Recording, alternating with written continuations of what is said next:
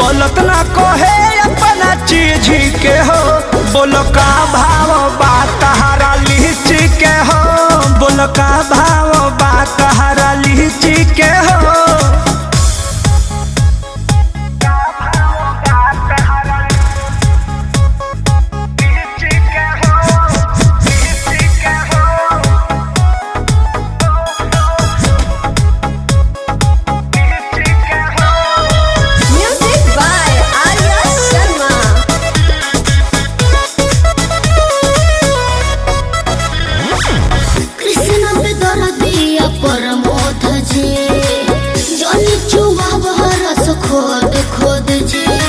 Hello, आपको घाटा नहीं होगा।